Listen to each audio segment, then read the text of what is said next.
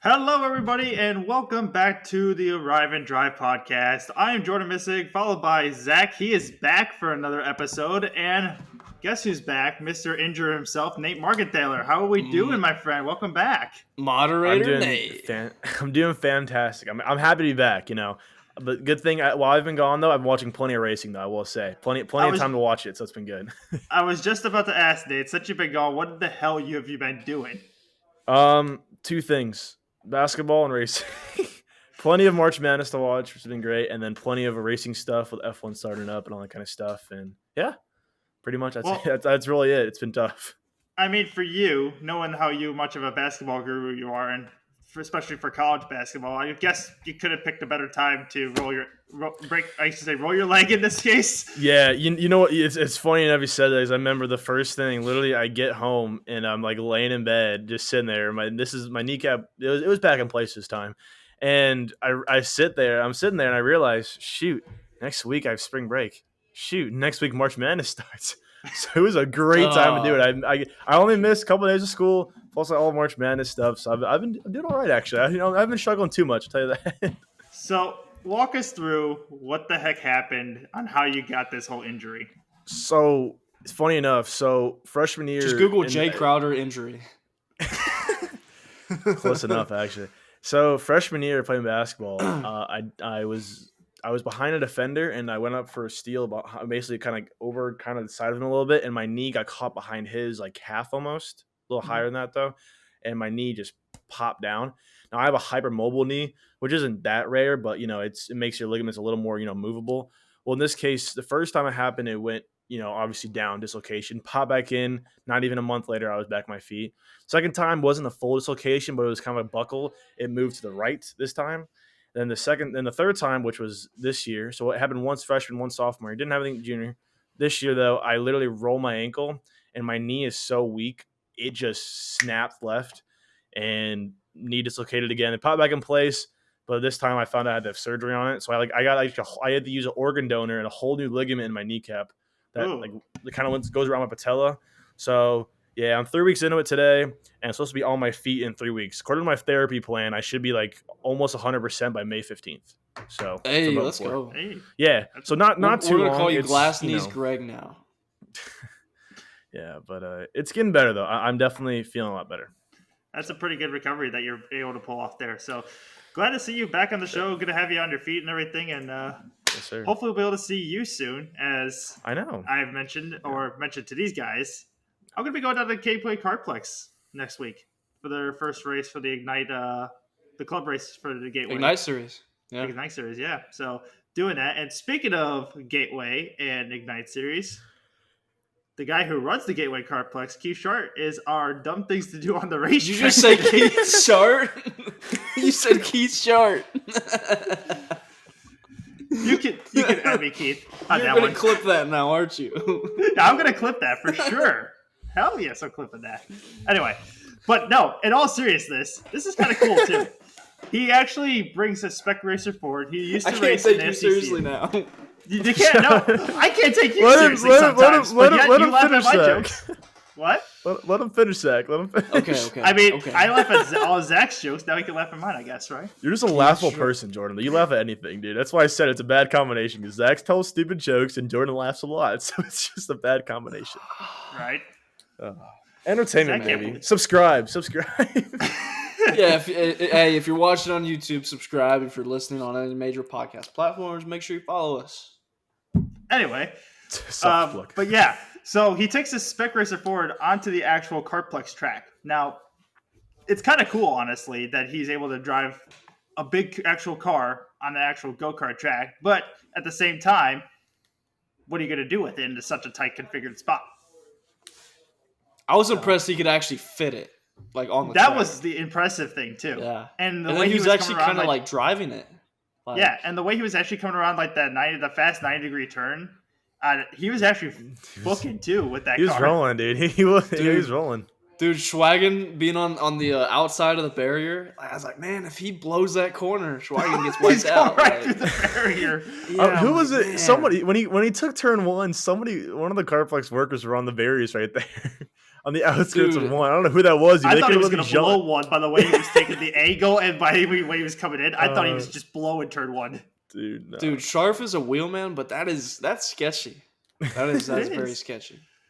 I mean, Oh. hey, props to him to be able to do it. I will say. Yeah. I'll give him credit. But I will say, karting season properly getting started at the local level this weekend. Gateway, all of our Gateway peeps, what's up? Ignite Series Saturday, doubleheader. Super Comp, Sunday, doubleheader. Both at Gateway Kartplex. It's going to be a great time. Jordan's coming down for it. He's racing. We got some Wisconsin boys coming down also to race. Hopefully, we got people from all over the place coming to race with us. I think, You realistically, vlogging, Zach? What's up? You vlogging? I am vlogging 100%. It is not a race day without me vlogging. Right. 25. I'm going to say we get 25 or more seniors. Okay. I'm trying to promote you here, Zach, and you keep talking. Sorry. I was going to say, go to Zach Buchanan on YouTube, and you'll be able to see the vlog that's going to happen for this past week. So you can see me, Zach, and potentially Nate if he decides to come out. I do want to come. I haven't seen like any of those people in a while. Yeah. And I've never actually met you in person either, Jordan. I feel like I've seen you though. I feel like I was at least one time I've seen you before there, but I've never actually met you in person though. So I'm definitely gonna. He's try like, to make my I've way seen out him, there. but I don't know him. Yeah, like I've seen him, but I never like I know like of you, but I really haven't talked to you or like actually like good conversation until this podcast. So it's fine. But no, I'll definitely try to make my way out there though. Zach, give you that good content. But go to Zach Yes, Buchanan to watch the vlog and everything. Watch probably me, be Zach, and everybody on YouTube and everything like that. So just know that if Nate is at the track, I'm roasting him on vlog. Caught in 4K, roasted for being crippled. I'm probably gonna get canceled for saying that now. He's got the canes. I'll bring my crutches out there. He's gonna beat me up with his I can walk crutches. on one crutch now. It just hurts, so He's don't. gonna beat me up with his crutches. Yeah, dude. I freaking. Dude. He's got I know how to weapons now. I look like a walrus when I slap it. Slap the whole way. Hold on, I'll give you a demonstration. I have no headphones on, but I'll give you a demonstration. All right, this entire episode has been derailed before we even got started. Actually. Yeah, right. So basically, We gotta I'm fill walking time with here. him It's a short episode. like when I'm walking with him like this, I go. Nate's giving us a demonstration of That's clipped.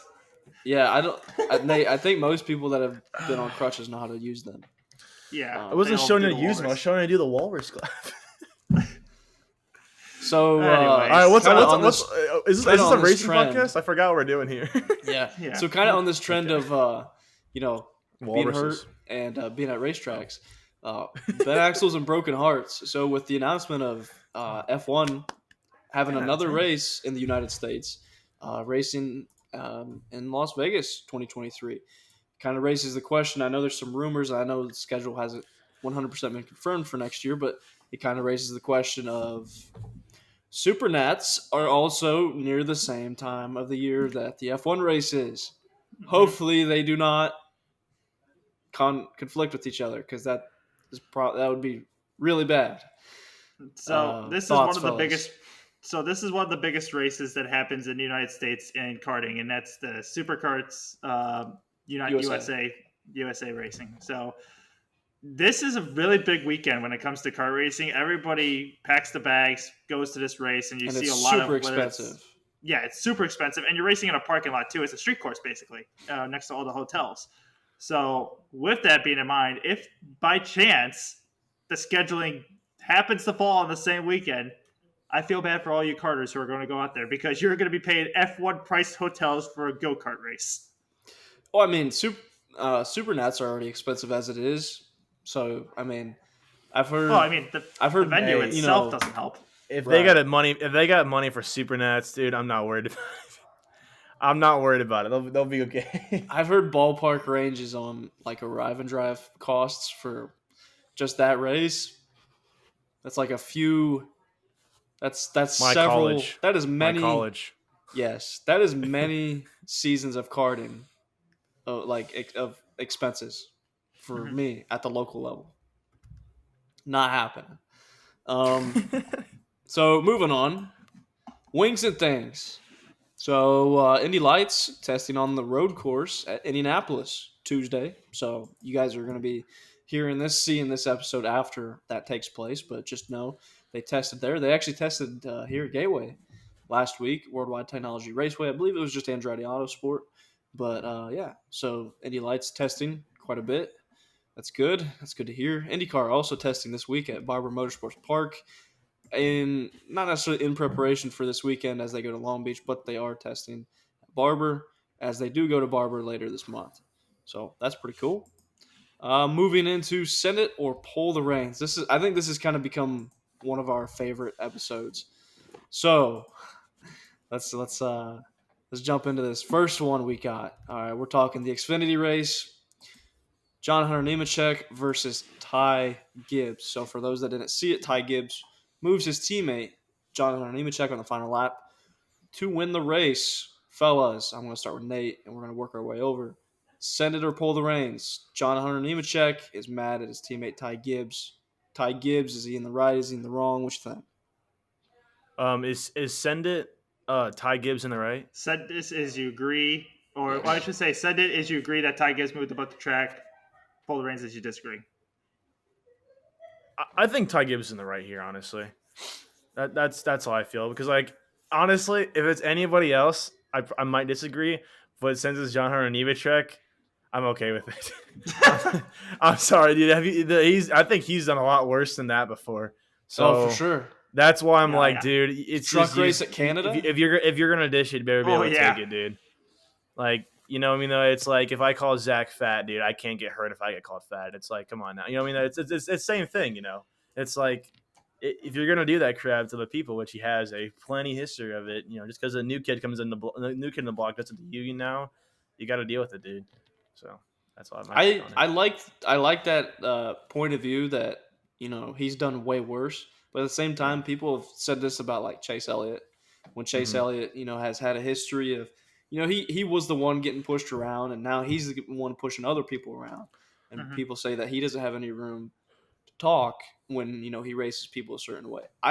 When I think of drivers being treated for how they have raced other people, you know, it is karma, but at the same time, it's like if they haven't raced a certain driver, so, you know, whichever driver that they're battling, if they haven't raced them like that, and then they get raced like that, but the logic behind it is that they've raced other people like that, it's like, what have they done to that specific driver that warranted that? But sure. I'll kind of get into my thoughts a little bit more in a second. Jordan, what you think? Send it or pull the reins? I'm going to say, I feel like we're all going to agree with this one because I'm going to say send it as well. The reason why I say this is because, you know, John Hunter Nemechek did all he could to get by Ty Gibbs at first, and he roughed him up, doored him maybe a couple of times, got him a little loose and there, but that's racing. It's rubbing racing on a short track. That's fine. I'm all fair game with that. And, you know, this is the second week in a row now we're talking about a bump and run that's happening, but this time it's actually done pretty well. You know, that was textbook. Yeah, exactly.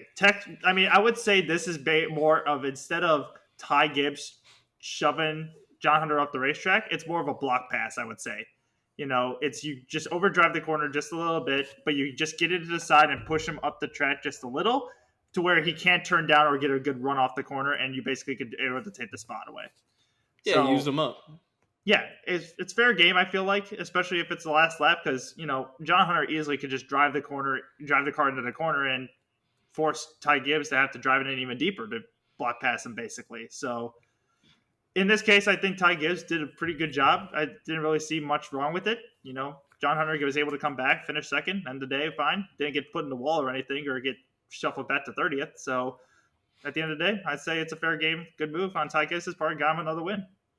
I was going to say, if you said send it last week, you had to say send it this week, because what Ty Gibbs did to John Hunter Nemechek this week was not nearly as bad as what Ross Chastain did to AJ Allmendinger last week. So for that, I'm going to say send it. I don't like the aspect that it's on a teammate. However, Carl Edwards did the same thing to Kyle Busch. Yeah. Both Gibbs cars at the time at Richmond for a win in the Cup race 2016. I will say, like, yeah, that, you know, you don't like to see teammates leaning on each other like that. However, people made it out like Twitter, for example. Twitter is notorious for just dunking on certain people for no reason. Ty Gibbs is one of them. people made it seem like Ty Gibbs committed murder. Ty Gibbs overdrove the corner, but like he hip checked Nemechek. It's not like he drove him into the wall. I hate NASCAR Twitter. Yeah, I hate NASCAR Twitter so is so bogus sometimes. It's a IndyCar Twitter. I will say, compared to NASCAR Twitter, they look pretty good. Like I love like going to races and like looking up like hashtag IndyCar and just looking at someone's tweets, And usually I don't have anything like nuts, but in NASCAR Twitter though, and social media in general, is just ridiculous, dude. It's crazy, dude. It's like, oh my god, there's so many guys. raw opinions on NASCAR Twitter, and honestly, you can't take anybody's word for it because everyone's talking way out of line or talking out of their head. They're not. I get my news straight from Haley Deegan's YouTube channel. Even though her thumbnails recently have not been too crazy. I mean, she was on fire recently. If you didn't know that. Yeah, literally, right? Literally on whole fire? suit. Okay, shut up. Whole suit. I mean, you would have known that if you watched the race, but. Well, no, but no, yeah, true, no. like it blows my mind when I see the thumbnails for those videos. And no hate, like their content's pretty good. It's just at the same time, I like when you see the thumbnails and the title. Most of those people saw that race. They know how that race went. I love the faces. I love the faces of just like ash on her face. I'm like, what? You were in a helmet. Yeah. How do you? It's just funny. Yeah. She got out of the car and just put like ash on her face. Like, oh, quick, take a picture of me so I could use it for a thumbnail. Cuts the fox. The fox. It looks like she went to an Ash Wednesday service at church that's or something. She's trying to get the fire suit going to the NFL. Yeah. That's the eye black. There's four things you'll talk about in life. So, politics. Wait, no, three things: politics, religion, Haley Deegan's YouTube videos. Yeah. So we're not doing. Let's not talk about that. To tie up how I feel about that incident with Nemechek and Gibbs and put a bow on it is I don't know. I don't blame John Hunter for being a little irritated about it. Obviously, if you're leading the race and you get nudged out of the way, you're probably not going to like it. But Ty Gibbs, I mean, if the roles were reversed, the same outcome probably would have taken place. Yeah, I mean, to be fair, to add on to your point here, Zach, I think Ty Gibbs probably could have passed John Hunter Nemechek without even putting a bumper to him, just because Ty Gibbs had that good of a car and it was just a little bit better. I think just the overdrivingness was just a little bit of the added insertive that it wasn't going to happen. But let's be fair. If John Hunter's in that situation, he doesn't have the car to do it. He's guaranteed he's probably going to do the exact same thing, or at least push Ty Gibbs even up the track even more to guarantee he's going to win the race as well. But to the standard, I think it also puts a bad image in Ty Gibbs' head to show that, the younger generation that's coming into the NASCAR sport, because we're even seeing this in the Cup Series as well, where the younger drivers are being outrageously more aggressive than the veterans. You're starting to see, I want to say, a lot more aggressive driving. And we're seeing it in the Truck Series, too. You're seeing a lot more aggressive the driving. Truck Series is awful. And I feel like, too, people are just using the bumper a lot more than what it was meant to be used for. And that's where I think we're getting to this the hostility of the bump and run could be more as the dump and run. For sure. No, I completely agree with that.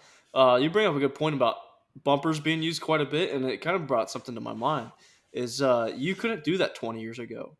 Like, you physically could not do that 20 years ago. Like, you couldn't lean on a guy without tearing your car up 20 years ago. You see Cup cars crash at, Daytona, and it looks like they just got into a little fender bender. It doesn't look like they crashed at 200 miles an hour. You can even say the same about Xfinity cars and even trucks. Is the composite bodies, not the trucks, but you got the composite bodies, and in general these vehicles are pretty strong, so you don't really see big crashes don't necessarily tear cars up as much as they possibly used to. Cosmetically, you easily tear a car up from dumping somebody. So I feel like there's less incentive to drive respectfully now because of that. Not just because of that, but I feel like that's a factor. So I'm not huge understanding, at least when it comes to the rules and all kinds of racing. Honestly, I know basic ones obviously, but what if NASCAR? I mean, I don't even honestly know because obviously we saw Ty Gibbs get into John Nemechek, and he went to win the race, blah blah. But he's not penalized for it at all, No. So rule wise, what he did was fine. Right. Yeah. If we're so upset about what he did, if people are generally if majority of NASCAR fans think what he did was wrong, then wouldn't he be penalized in the race for it in some way? That's just my understanding of it, basic knowledge. Like, you know, like at the end of the day, he won that race. It doesn't matter to him. This is old news. He can care less. I feel like, you know, he won the race at the end of the day. It's The kind of major difference is that other racing series promote themselves as a non-contact sport, basically. And if you hit into someone or you spin someone out or you touch someone, push them out of the track, you're going to get a penalty for it, or you need to give the spot back. Whereas NASCAR promotes contact, wants to see fenders being rubbed, wants to see body doors being bumped and banged together, because that's what they feed their fan base off of. Yeah, you know? that's why they advertise themselves as the entertainment. Yeah, but that's when I get like frustrated though. People get upset about this. You know, it's like come like guys. It's like even like last weekend. Whoever was last week at Coda. You know, whoever did, I don't know. I forgot who it was, honestly. Whoever just Ross Chastain. Yeah, was that? It was Chastain, whatever. And it's like Allmendinger and Bowman. They literally promote. You said, Jordan. They literally promote this kind of stuff. They're not going to penalize him for it. So why wouldn't they do it? If I was a NASCAR driver, dude, holy crap, bro! I don't think I'd break turn 1 in Dakota. I don't think. I don't think I'm running through, bro. A rental cart style, bro. Let's go. I mean, to your point, I'll talk about this and then we can wrap this up and then go to the next topic. But any other racing series, that Coda last lap incident between Chastain and Allmendinger, that's a penalty given night and day because you took someone out, you caused a collision. But in NASCAR, there's nothing happens. It's boys have at it. You know, we move on to next week, and it's for sure. It is what it is. For sure. And I mean, I would even say like IMSA. You know, like they have what they call incident responsibility. So, you know, for IndyCar, that's like avoidable contact penalties. Yep.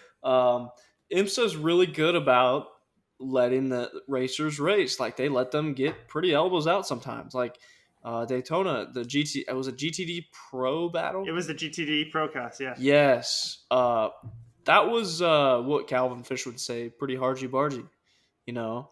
But that was awesome. It was awesome, fantastic. Dude. But like a lot of contact. Nothing really egregious, fine. But it was pretty entertaining.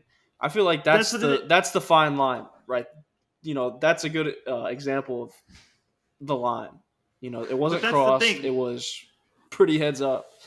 But that's the thing, though. There was contact, yes, but they never took each other out. Exactly. It was fair play. You know, they both were going to make contact because you're obviously going for the Rolex. But no one took each other out until it was the last lap, and something had to give. And unfortunately, no one really caused it.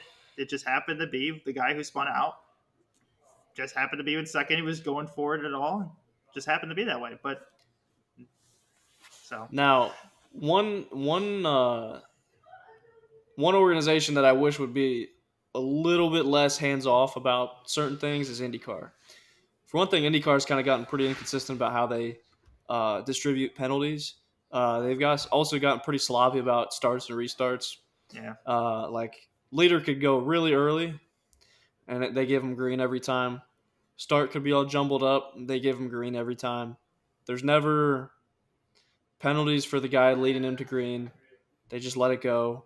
If somebody jumbles the field up coming to green, like we had a wreck at Texas last year on the start. Big crash. Connor Daly flips. Yeah, several cars crashed. The race is over before you take the green flag. Same thing at Gateway the year before that. There was no penalty for anybody. And, you know, people say, well, those guys shouldn't have been anticipating the green like that. But when you're bringing them down at a pace and then the leader starts checking the entire field up, there's going to be a crash. IndyCar needs to do a better job of being more consistent and also giving out penalties when necessary. Like, there's no reason, for example, Indy GP, turn 1, notorious. You just go sit down there for a race. At least 2 or 3 guys get shoved off at that corner every race. Just from getting ran into the grass. Yeah, just from getting ran into the grass. And he doesn't have really good luck with starts, does he? But it's like they don't penalize people for that stuff. No. They just chalk it up as, oh, well, that sucks for that guy. They used to be really good about penalizing people for aborted starts and everything too, if it gets jumbled up and everything like that. Yeah, people kind of took a crap on like Bo Barfield when he was running the show as a race director, and he certainly had his flaws. However, he was a lot better about consistently calling incidents, and the starts were a lot more under control, and restarts were a lot more under control. There was legitimate accountability for not racing like a turd. Yeah. IndyCar, I feel like, is lacking that. However, IndyCar has also been very exciting recently, so people probably don't care about that as much. All right, you guys want to move on here to the next thing? We've on this for a while, so For sure. it's been good. Next up here, we do have Kyle Busch gets black flag for a piece on the grill on lap 350 when the team put it on lap 26. So still, Zach been on a little bit of a roll right now. Speaking, of rules still and this kind of stuff. Zach, your opinion on this? So the way I understand this rule is that NASCAR does not want teams to put pieces of any sort, but specifically grill tape, on the grill to add downforce, to increase temperatures, whatever it may be. The common purpose of grill tape. The idea of these cars is to limit things you can do to it. So when you see that Kyle Busch's team puts a piece on the grill lap 126 and they don't get busted for it till lap 350. Last time I checked, NASCAR had an entire review system for pit road for reviewing every pit stop. How did they miss that? I'm going to have to go pull the reins on this one. Pull the reins not just on NASCAR, but also on the team. Like, if it's to intentionally gain an advantage from that, pretty sorry, I think, because you don't really see teams gain a huge advantage from putting tape on. Like, obviously, you're going to gain some front downforce from it, but not. I don't feel like you're going to take a 15th place car and make it a race winning car from adding tape. So that kind of annoys me. I'm sure they're going to see repercussions from it. I mean, maybe those would have been announced by the time that this is out, but I kind of hope they come down hard on this because they did with RFK Racing with the 6 car. And also, I'm still confused on how it took them 200 laps to see that piece. So pull the reins, 100%. I want to go on a little bit of a rant here, but I'm not going to because do it. Just do it. I'll go. We got a championship game in half an hour, so it's under half an hour. We get. I am petitioning this as Bozo of the Week by NASCAR right now. Yes. This is Bozo of the Week. 100%. I am petitioning this. Not the this grid is Bozo of the marshal Week. pants. I know it's not the grid marshal with the pants pulled out, but this. My buddy Bryce from Cape, he's a huge he's a huge F1 fan. He sent me that video and said, "This you?" ?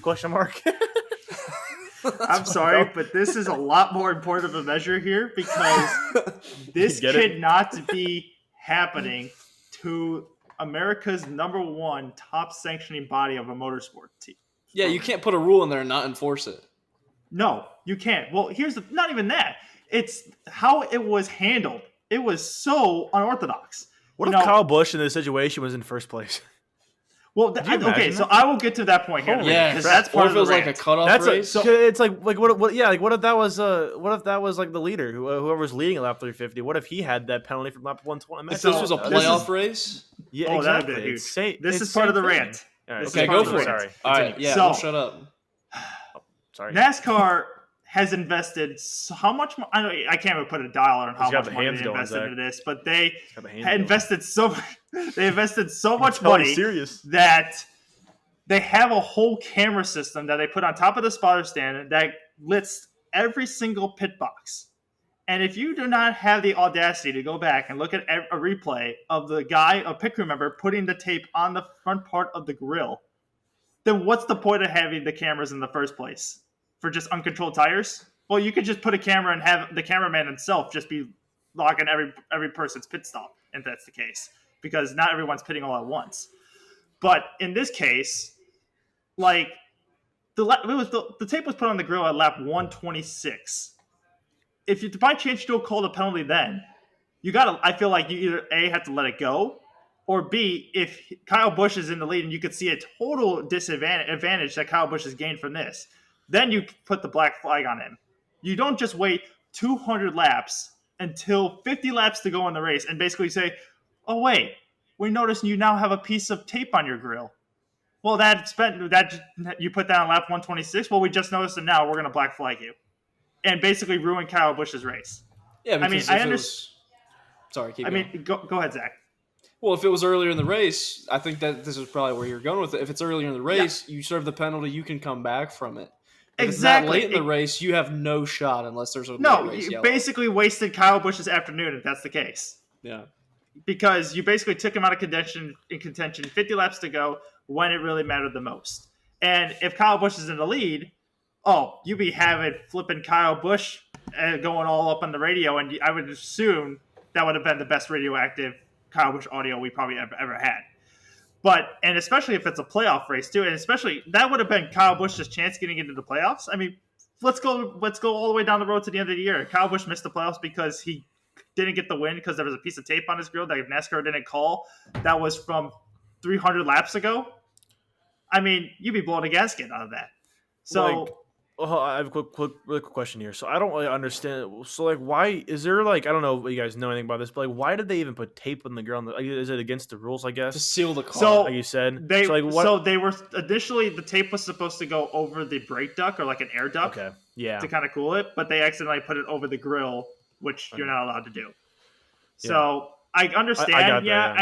I get the rules black and white, and I get it was against the rules in that case, but unless it's really affecting the car and making him a lot faster than every other rest of his competition, if you miss the call, you miss it. I mean, that's what I say. I get it. It's against the rules, but it wasn't supposed to go in the first place, quote unquote, And but that's where it comes interesting though, because say this is another thing. This is honestly, I really don't know even where he was at in this position here, but say hypothetically though, he's in first place, he goes on to win this race. They missed a call. And I feel like other teams could argue, hey, his car is illegal because of this tape here. So, on that situation, would you send it on him being disqualified, or would you pull the reins? Because if he would have won that rain with a quote unquote illegal car, it's straight up. I mean, in this case, it's straight up pull the reins on NASCAR's part. Yeah, NASCAR's they just miss it. But they missed it.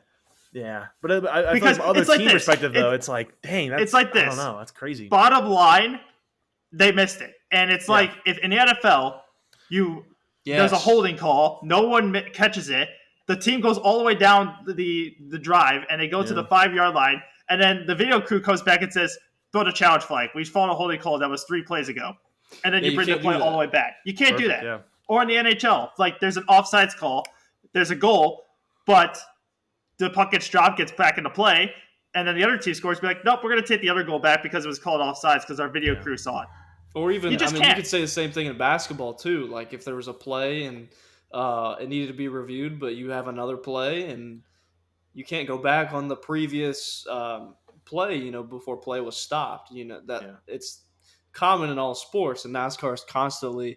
They try to equate themselves to stick and ball sports, and this is another inconsistency that says either you are following those kind of guidelines or you're not. One thing that also really irritates me about this is Matt Kenseth. I believe it was 2017. This was Kansas in the playoffs. There was a crash on the backstretch. Eric Jones went flying. Kenseth, a couple other guys. It's a pretty big crash.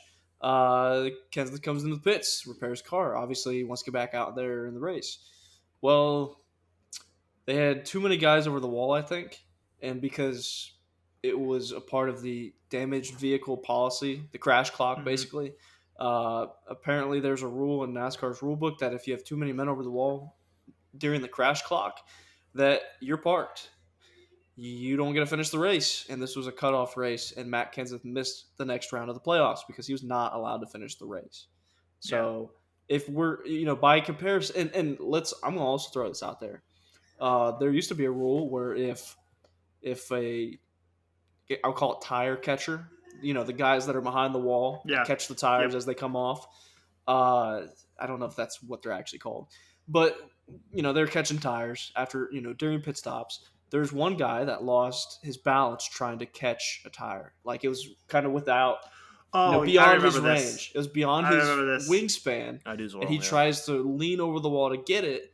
His hand touches the ground, and they ruled that as too many men over the wall, and whatever car that was got a penalty. Okay. So, like, we're talking the most bogus things that ultimately ruin people's races. And you can add this to the list.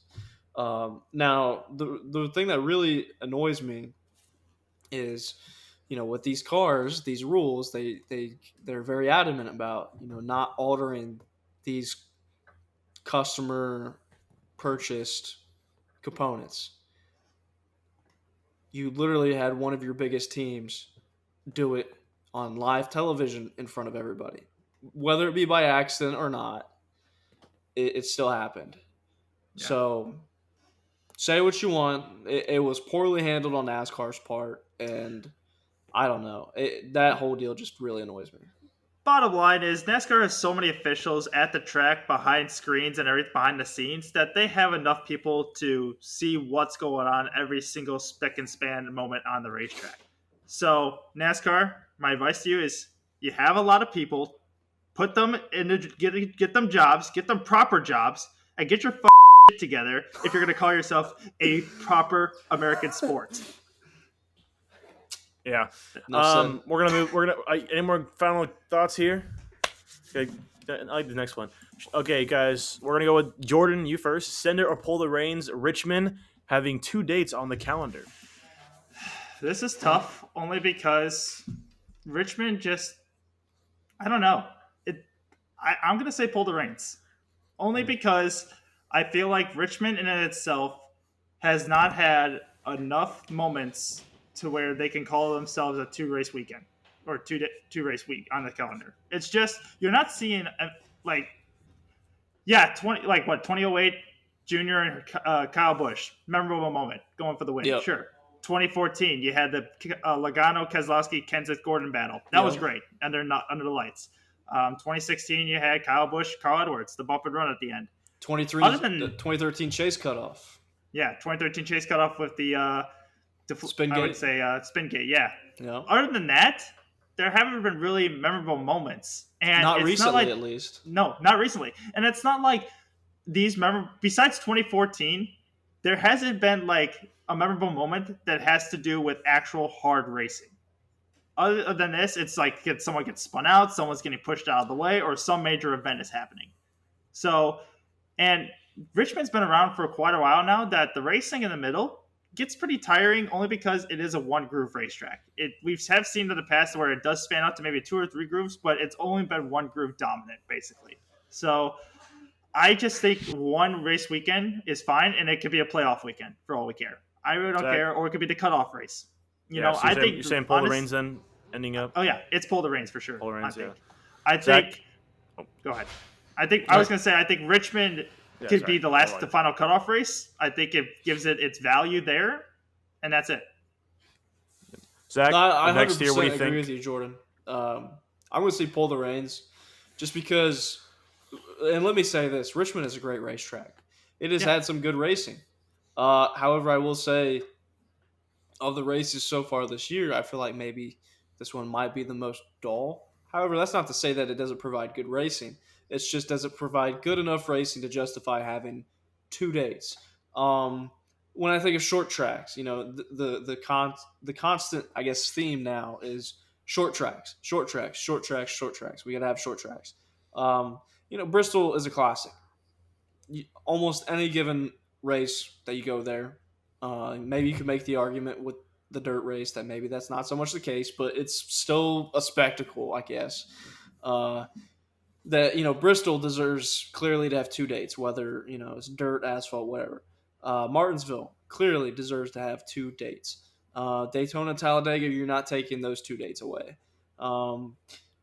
My biggest thing with this is NASCAR is constantly looking to expand, meaning we go to COTA now. We race the Cup Series at Road America.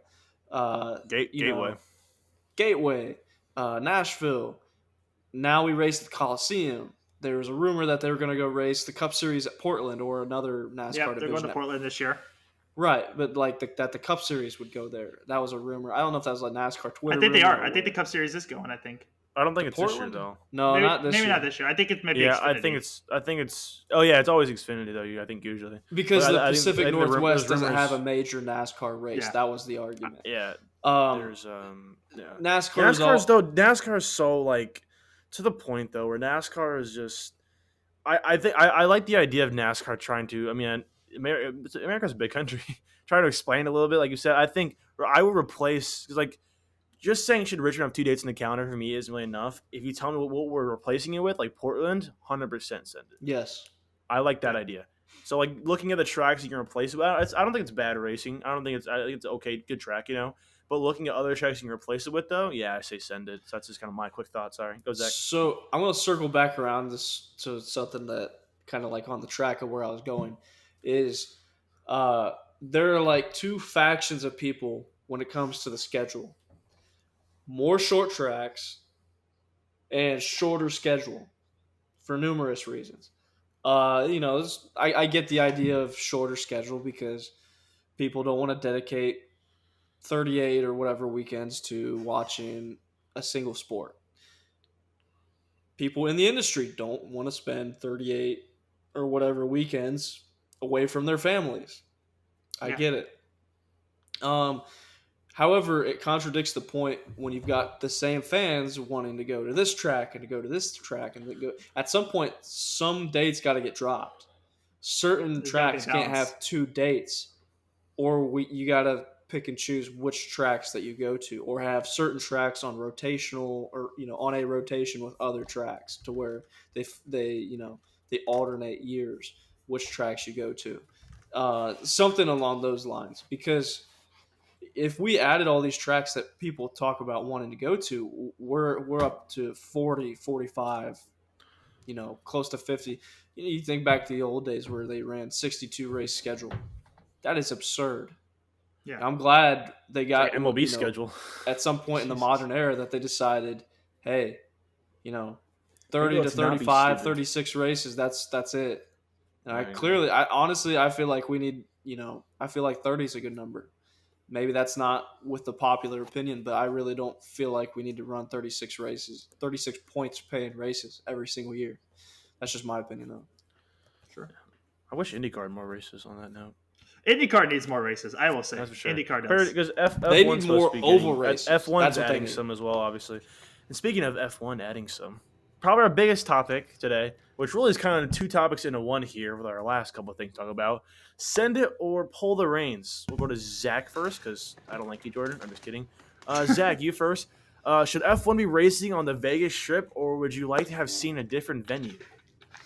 For the options in the United States, I'm going to say I like it.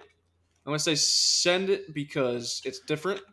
Mm-hmm. It's certainly better than the original Vegas layout that they ran, which was just stupid. I know a lot of people would say, hey, why can't they go back to Indianapolis? I as much as I love Indy. Of course.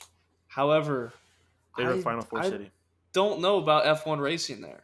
I don't know how to feel about it. I want to get quick send to pull the reins from both of you, and then we'll go back all the way. So, do you think send it here or pull the reins?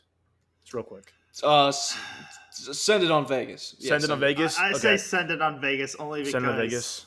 Yeah, send it on Vegas. Okay, now Jordan, hold on, I should go back to Zach. Zach, like you said, thinking about other places in the U.S., though, we'll combine these two real quick. Because we brought up, thinking of other places in the U.S., do you think, though, now having 3 U.S. GPs on the calendar is too much? What do you think about that? Since you brought it up real quick. Okay, so I have a couple thoughts on this.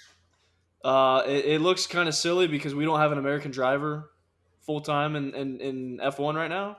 So that's kind of funny. Yep. Not yet. Hopefully we have one. Cold Herta 2024. Yeah, 100%. Or Logan Sargent, maybe. Never know.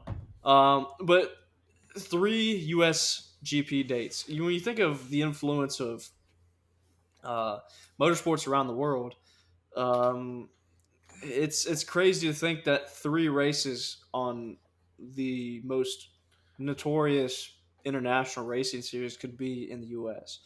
I don't know. When you think of the tracks that are capable and eligible to hold Formula One Grand Prix, COTA is great. I I mean, it's kind of been a rumor for years that they've been in financial trouble. Yeah. So I kind of hope they stick around for that purpose. Miami, I don't know how to feel about Miami just because we haven't raced there yet. I feel True. like it'll be cool. It'll be a good destination venue at least, but beyond that, I don't know what to expect. And then Yeah. Vegas, I feel like it's probably the same. It's cool that they're racing there, but beyond that, what value does that race provide? Yeah, That's my big thing. in my mind, it's like this: when you say center pole reigns on the Vegas Strip, or and three way too much. I think Vegas is a really cool venue, and I think it fits Formula One perfectly. I think it's a great idea to race there. I don't really care about. I mean, the track looks cool. I don't think it'll be anything crazy, but I think it'll be interesting at least. Obviously, I say send it on that one, but I think three is way too much. I think I think Coda has brought good racing, and it's come to the point where it's like almost like, oh yeah, like it really fits with F1. I really believe it fits with F1 really, really well. Oh, for sure. I enjoy seeing it there. But adding like Miami and I mean, it was just Vegas and Coda? whatchamacallit, Vegas and Coda. Yeah, I'd be like, okay, cool. Oh, for sure. Now we also have Miami. It's like, dude, U.S. though has gone crazy right now over Formula One though. It's grown in popularity, and honestly, it's 100%. You can disagree a little bit, but it's because of Drive Survive. 100%. Oh, I think so. It's 100%. And I was a fan before Drive Survive. I was an avid fan, but that, I'm not gonna lie, that did spark interest more to me though, and because it really appeals to people a lot more, obviously, and it grows in the U.S. market, and that's the biggest reason I feel like they're coming here. But at the same time, that's what I think about like IndyCar. Like I love IndyCar being like a North American sport, right? I love it being heritage kind of thing. But Formula One though, I like the idea of every other weekend they're in a new continent, they're in a new country. Yeah. I like that idea a lot. So it's like I don't like the idea. Like I don't even honestly like them going, to Imola and then whatever the other one is, like Monza. Yeah, I don't even like that sometimes. I like that because they're two great tracks. Different country. Yeah, I do. You can I like it. that they're good tracks, I think. Oh, no. I'm not saying they shouldn't do that at all, but I'm kind of saying like I like the idea of different country every race. I mean, like for me, I like because I'm a huge person. I can travel. Like, shoot, every time we have a meeting, like on here, I play GeoGuessr. You guys, like it's like So with me, I'm like I love different countries and all kind of stuff and traveling. So I'm like huge. Like, I love having watching a new country every single race. So having three in America is kind of like I don't know. Like I don't even enjoy that too much personally. That's just me. So I say pull the reins on that. Sorry, I've been talking a little bit. So I have a thought on what you were saying about Drive to Survive. People are highly impressionable when you provide them content that they can relate to. When you put a worldwide racing series like F1 on Netflix, which is highly consumed in the United States. Oh yeah. I mean, people might not actually like F1, but they're invested in it because they watch Drive to Survive. So they want to see but the drama that goes into it. Exactly. So they want to see what's going on in real time. They don't want to have to wait till it comes out. Like, yeah, that's like the cherry on top, but people want to see what's going on. It's like watching reality TV almost. They want to see what's up. They want to see what's happening. They want to keep up with it. That's what I think of when I think of people that like F1 that also like Drive to Survive. And also, kind of one thing I want to talk about in terms of the 3 dates, like you said, Nate, I kind of think with adding Vegas, to me that almost makes me think that F1 is grooming the schedule to be just those 2 dates in the future. Like as if Miami isn't a hit the first year that it's out. Mm-hmm. That's the way I look at it. Because Vegas just seems to be like a big deal to F1. Yeah. Like when they announced Miami, I didn't really get the vibe that they wanted to be there. Yeah, I just say, like, if you look, Zach, I know you're a huge media guy, obviously. I was just literally going to ask you, I mean, just looking at it from a media standpoint, when F1 announced Miami, I was like, oh, that's cool. I saw on my page, I follow a bunch of Formula One stuff. I follow some racing pages. I saw on Racer Magazine, blah, blah. But whenever they announced Las Vegas, though, I feel like I saw it on non-racing pages. Like I saw on the news that Today Show had a quick segment about Today Show, and like it's like I feel like I saw it more, not just like racing pages, but just overall in general. I saw it and I heard about it a lot more because I feel like it's Vegas. And I don't know. And in the future, I feel like you're right though about that. If Miami is on a full hit, maybe they can keep Vegas. Yeah, I was gonna say I think Miami's gonna be like a one and done type deal, only because Miami was trying to be promoted as the market of Miami, on how hoppy it is and how of a party city it can kind of be. But after seeing the launch of Vegas, Miami wasn't like people weren't sharing it off their social medias about F1 racing in Miami. They're sharing off the social medias for my F1 racing in Vegas. And the thing is, too, you look at Coda. Coda's a purpose-built racetrack for F1. It was the first track to come back to the United States, so that has its gratitude to it. Vegas has the gratitude of racing on the strip in front of all the casinos and everything in the public road. So that has a gratitude to it. The only thing that has the gratitude for Miami is that they're racing around the Hard Rock Cafe. That's really it. And it's not really that big of a sport venue either in the United States. It's like, me, dude, it's hitting up, to me, Miami doesn't have the gratification that Coda or Vegas has to live up to. So unless Miami proves great racing and fans want to go back to it because of how good the racing is. Actually, great racing down there in Miami, baby. We got a game on about 10 minutes here, boys. Good. Nate's all worried about his college basketball. I just texted you guys about it real quick, saying game in 8 minutes. Anyway, if Miami doesn't have a good race, I'd say it's off the calendar next year. Thank you, Jordan. I agree with that. Hold on. Yeah. No, I'm just joking. Okay, fine. We can move on. I'll shut up about it. I don't think we have anything. We have nothing else. That's what I was joking. All right, let's time. Okay, I will say what I wanted to say then.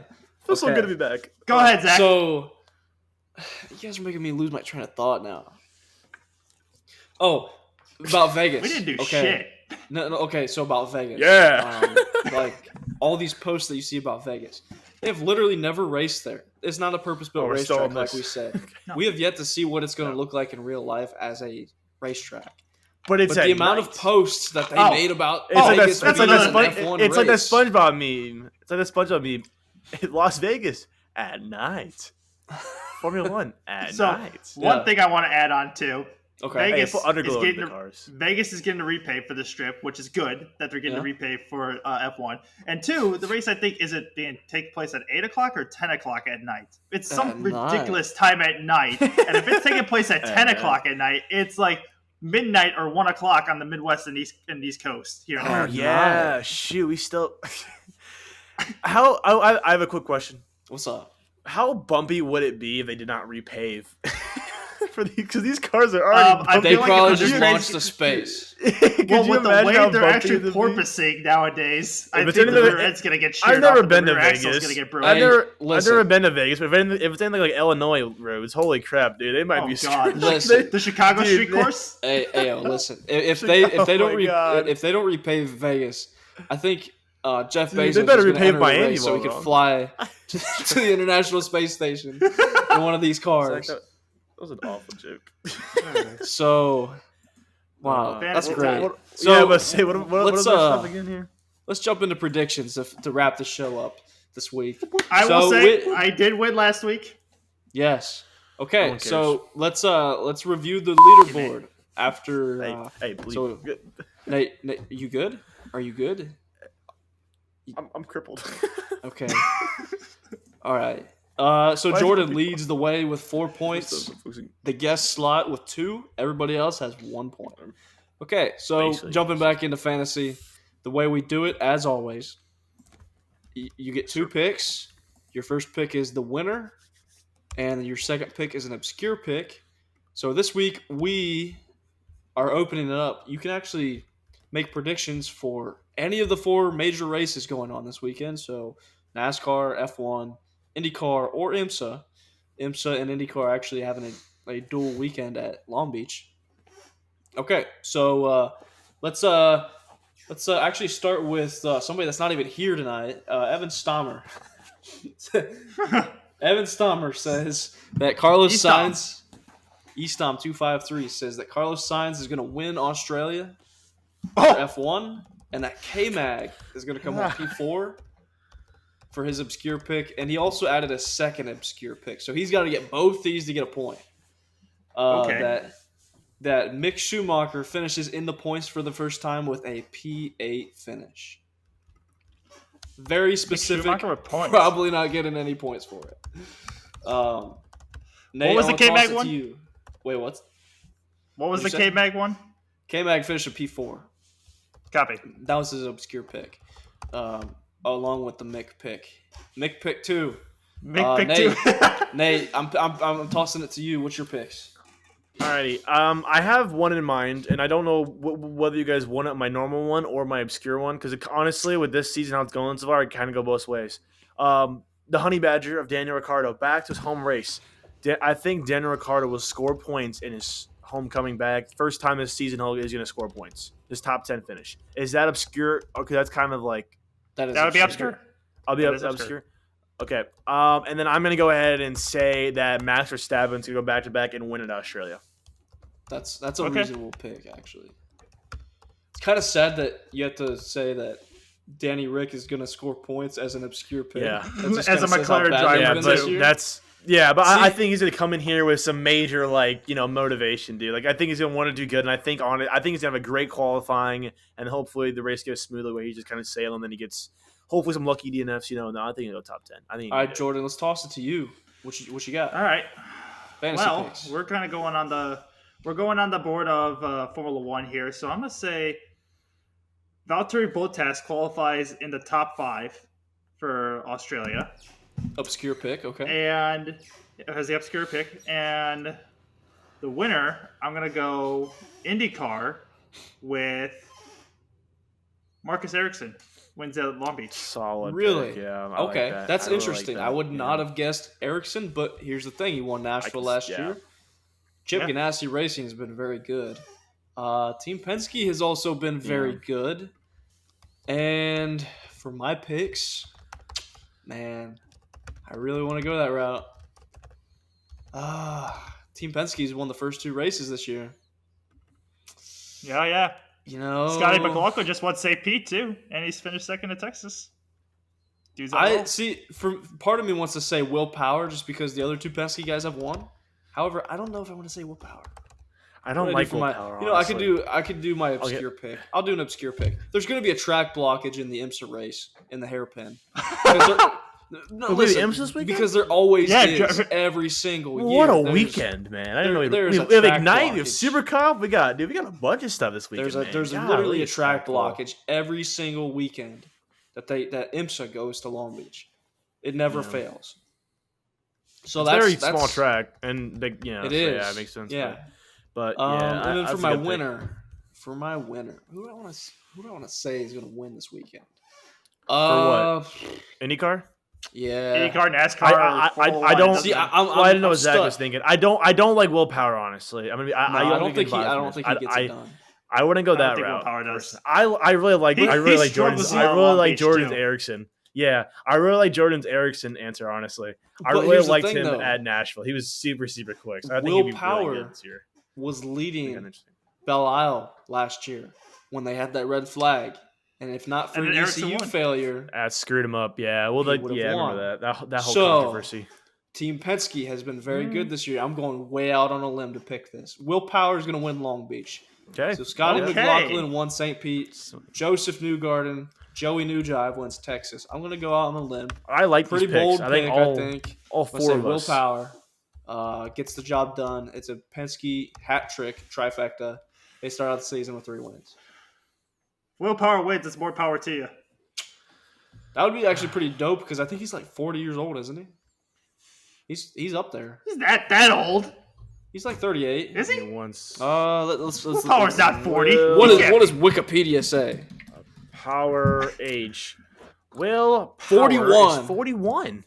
He's 41. A while. 41 years old. He is old. So boy's gonna be retiring soon. Yeah, and he's gonna finish with Penske because he has a contract to finish with Penske. He will be. Yeah. He will be. So that's a wrap, guys. Pretty perfect time for the game. Let's go. So Nate's got a game to watch. We've got a lot of good racing on the agenda for this weekend. Karts, cars, you name it. Supercross also. Jordan's going to that. The next episode would be great. We Yeah, talk sir. about Be sure to first watch opening Zach's- weekend. You got Be a sure lot to of watch stuff to talk Zach about. Buchanan's channel to watch all the Ignite action that happens at Gateway. Yes, sir. Hey, guys, thanks for tuning in. If you're watching us on YouTube, make sure you guys subscribe. Thanks for being here. Appreciate Hit it. the notification bell. Hit the notification bell. And also, if you're listening to us on all major podcast platforms, thank you. Make sure you hit that follow button. And we'll see you guys next week. Goodbye, everybody. Peace. Peace out.